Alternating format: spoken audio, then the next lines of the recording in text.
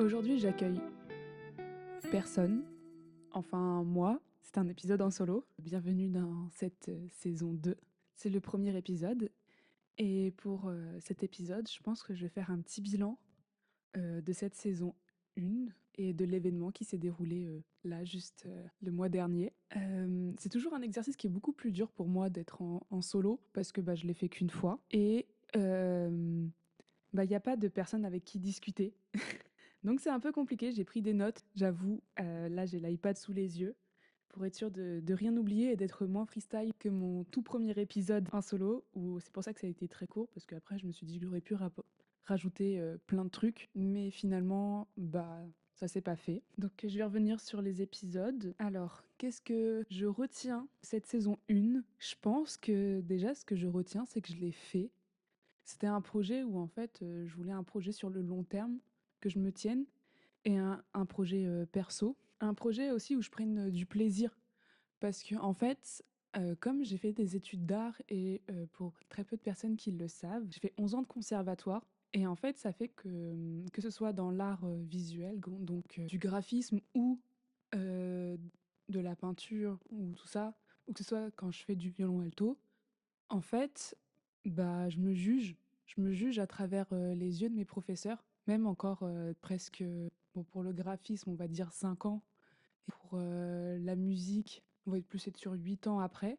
En fait, je me juge et je me fais du mal parce que, en fait, je m'aperçois que j'arrive pas à me détacher de ce regard critique et élitiste. Alors que le podcast, en fait, j'ai juste une carte son solo quand je suis en épisode en solo, léguée par mon ex avec le micro et le câble.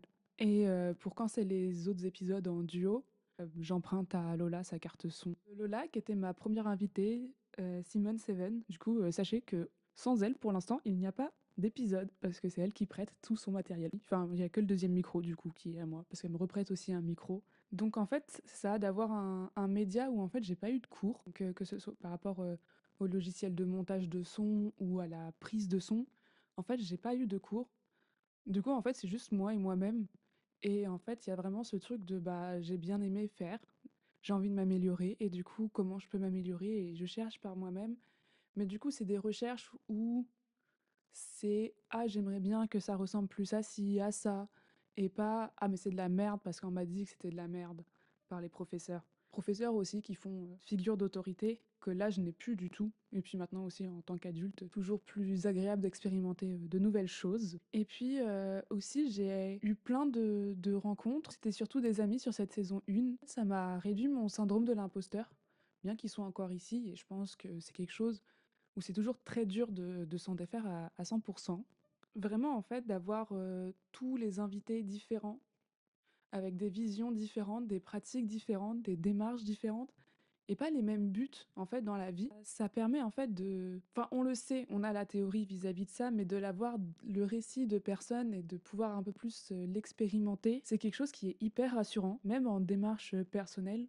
Je trouve ça hyper intéressant d'expérimenter par le discours, en tout cas, les différents buts de chacun et comment, en fait, est hyper intime avec sa propre pratique. Tous mes invités, du coup, comme je l'ai dit, c'était des amis, plus ou moins proches, mais globalement dans mon cercle assez proche. Et j'avoue que pour cette saison 2, j'aimerais m'éloigner un petit peu plus. Donc il y aura des gens qui sont proches, il y aura des gens qui sont beaucoup moins proches, voire des gens que je ne connais pas. Peut-être avoir plus cette démarche d'aller soit chercher des gens, soit en fait, là je vais mettre en place un questionnaire pour que les gens puissent s'inscrire. Donc ce sera incroyable si vous pouvez le partager, si vous ayez des petits artistes et tout.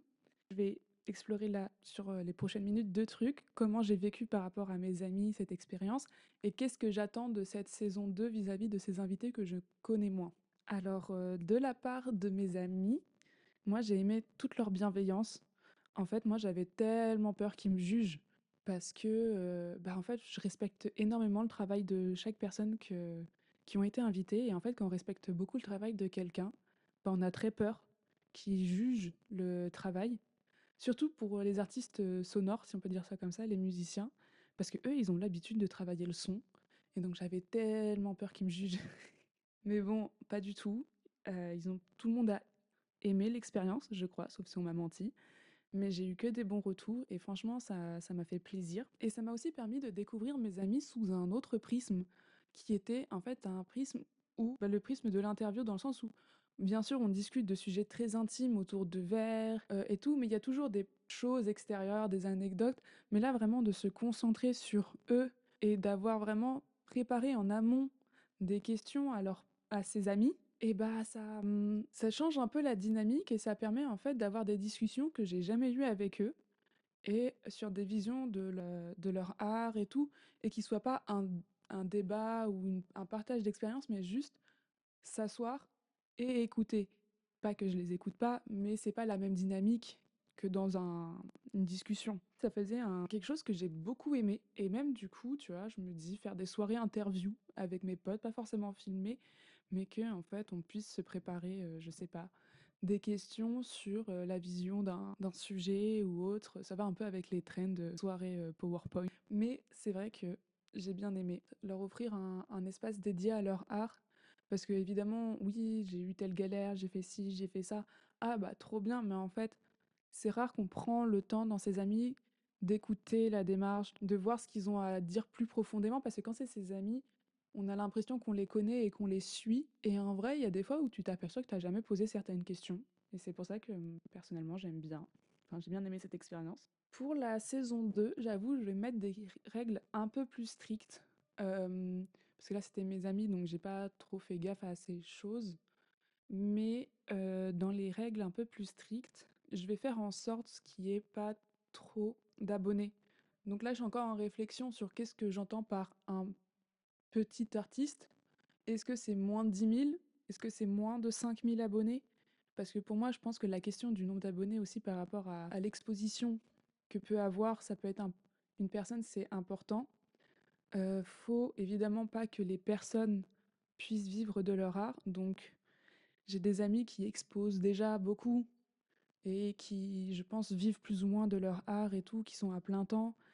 Du coup, malheureusement, ces personnes, je vais pas les inviter.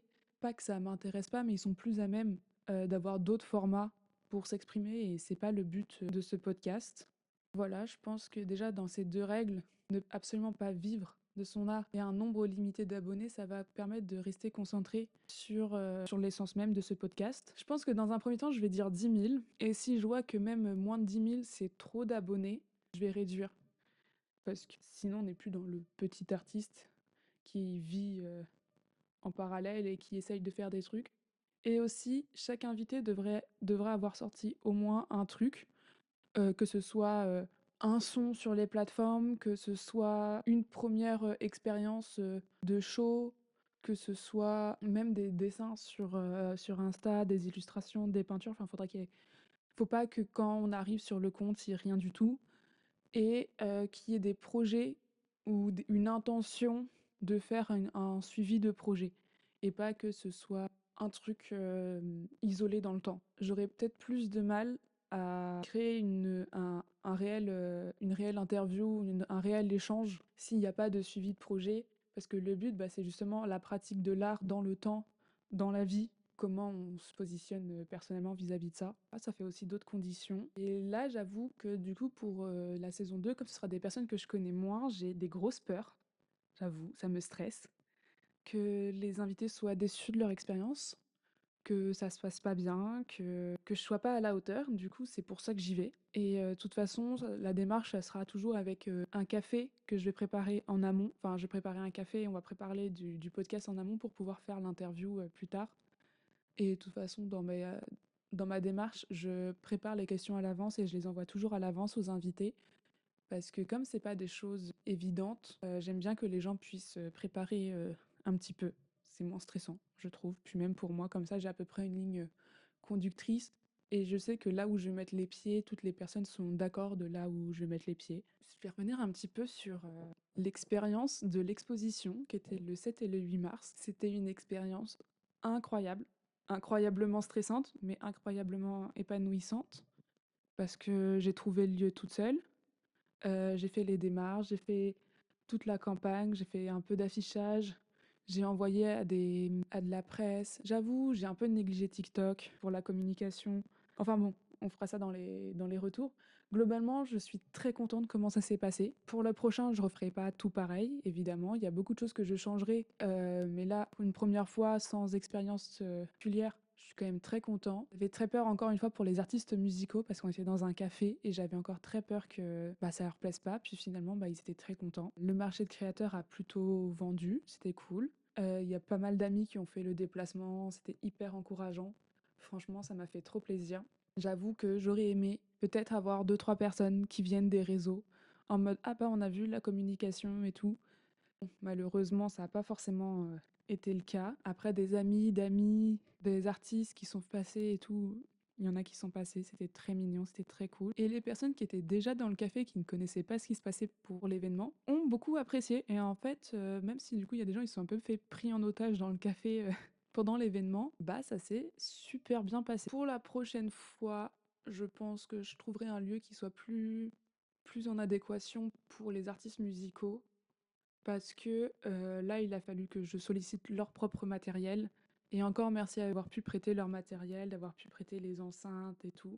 Parce que moi, j'avais pas les moyens pour la location de matériel. J'avoue, ça coûte cher et je n'ai pas l'argent. Et je pense que tout le monde est content. Il y a même une artiste qui a vendu une de ses œuvres accrochées sur les murs. Trop ravie pour elle parce que mon métier de curateur, curatrice qui a fonctionné vu que les gens ont pu acheter sur le mur. Puis voilà, le marché de créateurs et tout, donc tout le monde a pu se faire peut-être un billet à peu près. Aussi, comme vous avez pu l'entendre dans l'intro, que je n'ai pas encore écrite, mais le podcast a changé de nom, donc vous n'êtes pas énormément encore à me suivre, donc tant mieux, enfin qu'il n'y ait pas beaucoup de gens perturbés, mais le podcast est passé de À voix nue à Après tout, et pourquoi? Beh, parce qu'en fait, quand on tapait, «À voix nue» et on tombait sur France Culture. Faut savoir que moi, quand j'ai créé le nom, j'étais dans mon brainstorming et tout et j'ai pas vérifié. J'ai pas Je me sentais, hyper intelligent. J'étais en mode: «Waouh, trop sensible, trop incroyable».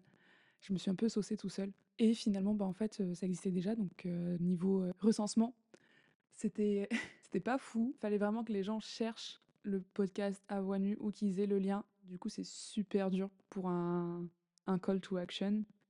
Donc, après avoir recherché, rebrainstormé, j'avais des trucs super poétiques et tout. Et finalement, après tout, parce que après tout, pourquoi pas, après tout, et aucun regret pour ce nouveau nom, aucun regret parce que je trouve qu'il est encore plus pertinent, encore plus dans la personnalité du podcast de après tout, tant pis, on fait, plus dans l'ADN. Donc, je préfère finalement. Et normalement, j'ai vérifié si on tape après tout et qu'on va dans podcast, je suis la seule personne ou alors c'est le titre d'un épisode, pas du podcast. Donc, je suis facilement retrouvable et c'est ça qu'on veut. Et à retenir, toujours vérifier les noms et ne pas se croire aussi intelligent que... Ah, vraiment, c'est pas grave. C'est des choses qui arrivent et ça fait partie du processus. Je vais travailler une intro et une outro là au moment où j'enregistre qui ne sont pas travaillées. Mais je vais demander à l'artiste Oxor que j'avais invité de m'aider à travailler une vraie bande un peu originale de quelques secondes. Une loupe de 15 secondes, je pense, sera suffisante parce que comme ça, j'aurai pas de problème de droit quand j'upload sur YouTube. Parce que là, j'ai remis tous les épisodes sur YouTube aussi, comme ça, votre famille qui n'a pas, pour les parents, les grands-parents qui veulent écouter, et qui n'ont pas ça. Et puis je sais qu'il y a... J'ai pas trop fait la promotion, mais en fait, c'est que je voulais que le podcast sur YouTube trouve son public. Après, n'hésitez pas à soutenir, c'est toujours intéressant, toujours sympa. Et que dire d'autre? Que voilà, que je me suis perdue dans mes pensées. C'est le problème quand on est seul, c'est de se perdre dans ses pensées parce que c'est dur d'avoir un fil rouge. Enfin là, j'ai mon iPad, mais du coup, parfois, comme je digresse un petit peu, je sais pas comment font les gens qui font des grands podcasts solo de 1 heure tout seul, parce que c'est juste du flux de pensée. Et personnellement, avec ma dyslexie, avoir un flux de pensée droit et construit, c'est pas toujours le plus évident. Voilà, c'est pour ça que je suis beaucoup plus à l'aise avec les formats audio, mais qui ait un support un peu où je puisse prendre des notes en même temps. Et là, du coup, je prends pas de notes. Du coup, je sais pas si ce podcast sera bien construit ou pas, ou si ce sera un peu le bordel. En tout cas, moi, je voulais aussi surtout euh, vous remercier. Vous remercier toutes les personnes qui écoutent. Si vous êtes si vous êtes des personnes que je ne connais pas dans la vraie vie, je serais ravie d'entendre vos retours. Moi, sur Insta, c'est Andrea Salé maintenant, juste mon nom et mon prénom. Vous pouvez m'appeler Andy. Et voilà, sur Instagram, n'hésitez pas à me faire des retours. C'est quelque chose, bah, j'en ai pas énormément. Et je suis toujours preneur sur comment faire mieux. Et s'il y a des choses en mode ah, c'est dommage, t'aurais pu parler de ci, oh là là. Enfin voilà. Et si on se connaît de Instagram, bah, bienvenue sur le podcast. Dans chaque fois dans mes interviews, je pose la question si tu devais conseiller à un adelph de se lancer, qu'est-ce que tu conseillerais? Et je pense que le conseil, fais-le. Et en vrai, au pire, tu supprimes, c'est le meilleur truc. Et aussi quelque chose qui, moi, personnellement, m'aide beaucoup dans mon syndrome de l'imposteur, c'est une pensée un peu paradoxale, c'est que de toute façon, je suis personne. Et en fait, de penser que je suis personne, ça fait que je me dis au pire, j'ai pas d'intention. Au pire, en fait, la situation n'a pas bougé. Et c'est pas grave, en fait. En fait, le pire qui puisse arriver, c'est rien. Je trouve ça hyper rassurant, en fait, d'avoir cette pensée. De toute façon, si tu fais pas, il se passe rien. Mais si tu passes à quelque chose, il peut se passer un truc. Après tout, pourquoi pas? C'est ça, après tout, si tu n'essayes pas, tu sauras jamais. Et je pense que c'est la meilleure chose et le meilleur mantra qui m'alimente contre mon syndrome de l'imposteur. Et d'écouter aussi le podcast, en fait, mine de rien. C'est vraiment un truc qui est trop bien contre le syndrome de l'imposteur. C'est pas pour me saucer, mais surtout pour saucer mes invités. Moi, je vais vous dire à très bientôt, au mois prochain en tout cas, pour le vrai premier épisode avec un invité de la saison 2. Ce sera le premier mercredi du mois de mai. Et tout de suite, je vous lance la magnifique outro. Au mois prochain.